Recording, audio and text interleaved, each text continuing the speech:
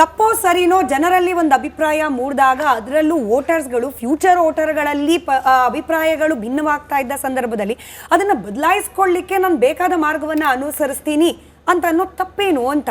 ಈಗ ಆಯಿತು, ಮೋದಿ ಸರ್ಕಾರ ನಮ್ಗೆ ಅಕೌಂಟಬಲ್ ಅನ್ನಿಸ್ಲಿಲ್ಲ, ಮೋದಿ ಸರ್ಕಾರ ವಿದ್ಯಾರ್ಥಿಗಳಿಗೆ ಅನ್ಯಾಯ ಮಾಡಿದೆ ಅನಿಸ್ತು, ಮೋದಿ ಸರ್ಕಾರ ವಿದ್ಯಾರ್ಥಿಗಳ ಜೊತೆಯಲ್ಲಿ ಕಮ್ಯುನಿಕೇಟಿವ್ ಆಗಿಲ್ಲ ಅಂತ ಅನ್ನಿಸ್ತು, ನಾನು ಅದನ್ನು ತಪ್ಪು ಅಂತ ಪ್ರೂವ್ ಮಾಡ್ತೀನಿ ಅಂತ ಹೇಳಿ ಮೋದಿ ಅವರೋ ಭಾಗವತ್ ಅವರೋ ಒಂದು ಹೆಜ್ಜೆ ಮುಂದಿಟ್ಟರು, ಒಂದು ಪ್ರಯತ್ನ ಮಾಡಿದ್ರು ಅಂದರೆ ತಪ್ಪೇನು ಅಂತ. ಅದರಲ್ಲ ಏನು ತಪ್ಪಿಲ್ಲ, ಆದರೆ ಸರಿಯಾಗಬೇಕಾಗಿರ್ತಕ್ಕಂಥದ್ದು ಬಹಳಷ್ಟು ಐತೆ.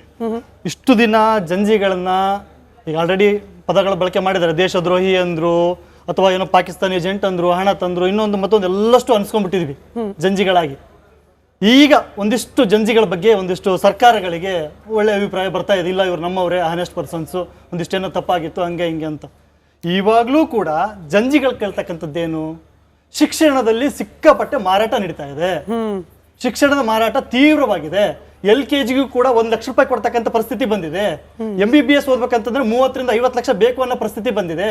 ಇಂಜಿನಿಯರಿಂಗ್ ಓದ್ಬೇಕು ಅಂತಂದ್ರೆ ಅದಕ್ಕೆ ಬೇಕಾಗಿರ್ತಕ್ಕಂಥ ಉದ್ಯೋಗಗಳಿಲ್ಲ. ಉದ್ಯೋಗದಲ್ಲಿ ಸೇರ್ಕೊಂಡ್ರು ಕೂಡ ಒಂದು ಭದ್ರತೆ ಇಲ್ಲ, ಅಭದ್ರತೆ ಕಾಡ್ತಾ ಇದೆ. 8 ತಾಸು ಇರ್ತಕ್ಕಂಥ ಒಂದು ಉದ್ಯೋಗದ ಅವಧಿ 12 ತಾಸಿಗೆ ಬರ್ತಕ್ಕಂಥ ಒಂದು ಕಾನೂನುಗಳು ತರ್ತಾ ಇದ್ದಾರೆ. ಇವೆಲ್ಲಾ ಆಕ್ರೋಶಗಳನ್ನ ಮುಂದಿಟ್ಕೊಂಡು ಜಂಜಿ ಬಂದಿರತಕ್ಕಂಥ ಒಂದು ಆಕ್ರೋಶ ಹೊರ ಹಾಕಿರುತ್ತೆ ಹೊರತು ಯಾವುದೋ ಒಂದು ನೀಟ್ ಆಗ್ಲಿ NT ಆಗ್ಲಿ ಅವೆಲ್ಲವೂ ಕೂಡ ಸಮಸ್ಯೆಯ ಭಾಗಗಳೇ.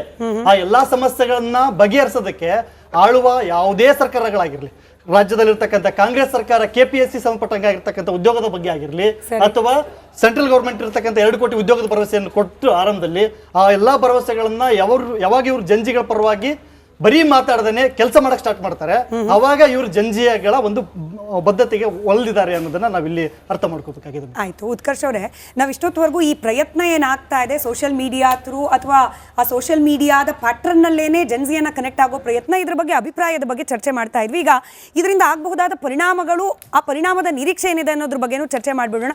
ಯಾಕೆ